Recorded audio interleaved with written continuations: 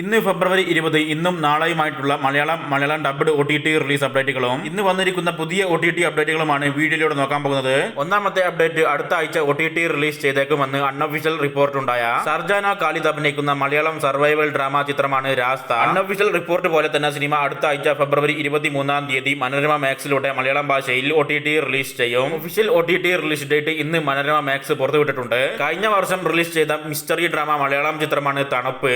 ചിത്രം ഫെബ്രുവരി 21-ാം തീയതി ഇന്ന് രാത്രി 12 മണിക്ക് ശേഷമോ അല്ലെങ്കിൽ നാളെ ഉച്ചയോട് കൂടിയോ മനോരമ മാക്സിലൂടെ മലയാളം ഭാഷയിൽ OTT റിലീസ് ചെയ്യുന്നതാണ്. ഇന്ന് 2 സീരീസുകൾ മലയാളം ഭാഷയിൽ ലഭ്യമാക്കിയിട്ടുണ്ട്.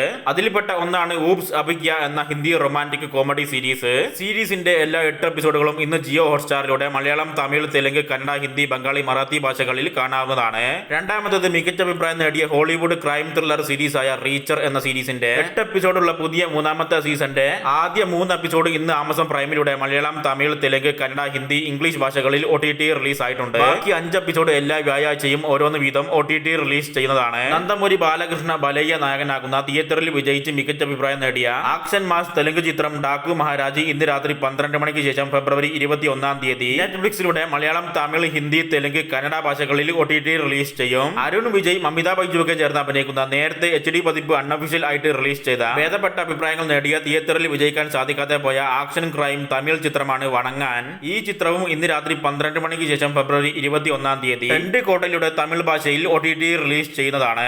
ഒരേ സമയം തമിഴ്, മലയാളം ഭാഷകളിൽ ചിത്രീകരിച്ച ഗുരു സോമസുന്ദരം അഭിനയിക്കുന്ന അവാർഡ് കോമഡി ചിത്രമാണ് ബോട്ടിൽ രാധ. ഈ സിനിമയും ഇന്ന് രാത്രി 12 മണിയോടെ ആഹാ തമിഴ് OTTയിലൂടെ തമിഴ് ഭാഷയിൽ മാത്രം OTT റിലീസ് ചെയ്യും. സെയ്ഫ് അലി ഖാന്റെ മകൻ ഇബ്രാഹിം അലി ഖാനും ബോണി കപൂർ, ശ്രീദേവിയുടെ മകൾ ഖുഷി കപൂറും ചേർന്ന് അഭിനയിക്കുന്ന പുതിയ ഹിന്ദി റൊമാന്റിക് ചിത്രമാണ് നടാനിയൻ. ചിത്രം മാർച്ച് 7-ാം തീയതി നെറ്റ്ഫ്ലിക്സിലൂടെ ഡയറക്റ്റ് OTT റിലീസ് ചെയ്യുന്നതാണ്. ഒഫീഷ്യൽ റിലീസ് ഡേറ്റ് ഇന്ന് നെറ്റ്ഫ്ലിക്സ് പുറത്തുവിട്ടിട്ടുണ്ട്.